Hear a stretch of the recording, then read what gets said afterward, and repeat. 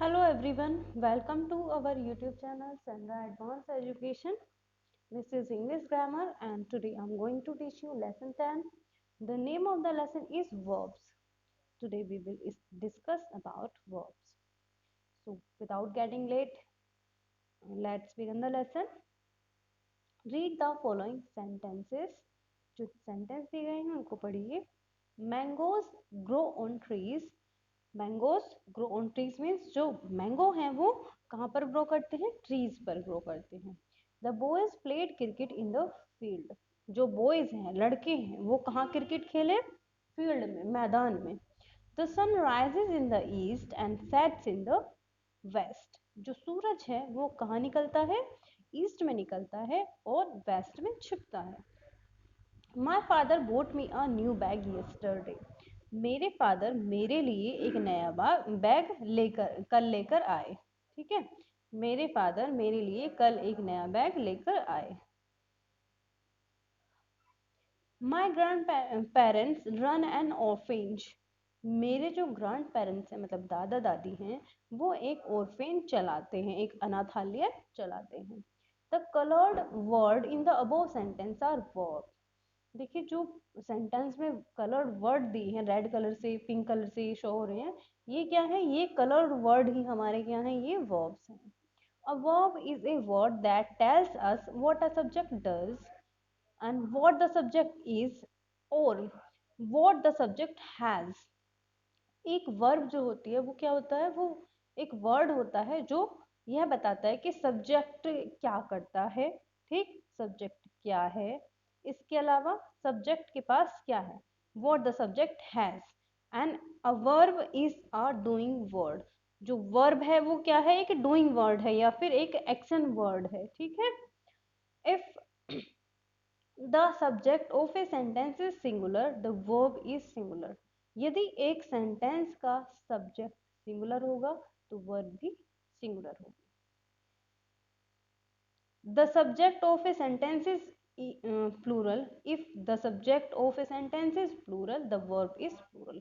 यदि आपका सब्जेक्ट जो है सेंटेंस का वो प्लूरल होगा तो वर्ब भी कैसी होगी, आपकी प्लूरल होगी. Kinds of verbs. अब हम वर्ब्स के कुछ काइंड्स के बारे में बात कर लेते हैं. There are two types of verbs. Number one is transitive verbs and two is intransitive verbs. Let's discuss about transitive verbs. Read the sentence given below. जो sentence दिए गए हैं उनको पढ़िए. Birds build nest. What do birds build? The answer is nest. जो bird है वो क्या बनाती है, एक घोंसला बनाती है. ठीक, या बर्ड्स जो है वो घोंसले बनाती हैं. What do birds build. जो बर्ड है, चिड़िया है, वो क्या बनाती हैं, इसका आंसर क्या होगा, नेस्ट. ठीक है, जो बर्ड है वो नेस्ट बनाती हैं. Manu compose a song. जो मनु है वो क्या करता है, एक मतलब उसने क्या किया है, एक सॉन्ग को कंपोज किया है, एक सॉन्ग की एक सॉन्ग को बनाया है. What did Manu compose. Manu ने क्या कंपोज किया, the answer is a song. Okay, तो इसका आंसर क्या होगा, अ सॉन्ग, एक सॉन्ग उसने कंपोज किया.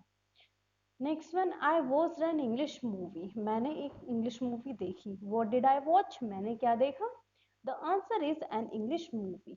तो इसका आंसर क्या होगा, एक English movie. The man switched off the light. जो मैन मतलब एक आदमी है, कोई मैन ने, एक व्यक्ति ने लाइट को स्विच ऑफ कर दिया या फिर लाइट को बंद कर दिया.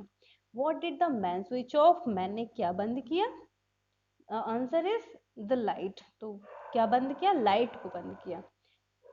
Okay. The color words nest, an English movie, a song and the lights are answers to the questions what in the sentence. देखिए, जो क्वेश्चन मतलब व्हाट से व्हाट करके क्वेश्चन पूछा गया है, उनके आंसर क्या है हमारे सामने, नेस्ट है. मतलब कलर वर्ड जो है वो जैसे नेस्ट है, an English movie, a song and light, ये सभी क्या है, व्हाट जो करके क्वेश्चन पूछा गया है उनके आंसर्स हैं. They are called object. इनको ऑब्जेक्ट कहा जाता है, ये ऑब्जेक्ट होते हैं. An object is a noun or pronoun affected by the action of a verb. एक जो ऑब्जेक्ट है वो आपका नाउन भी हो सकता है, प्रोनाउन भी हो सकता है। ये किसके ऊपर डिपेंड करता है? जो the action of a verb, एक वर्ब की क्रिया पर मतलब जो क्रिया है उसके एक्शन पर डिपेंड करता है।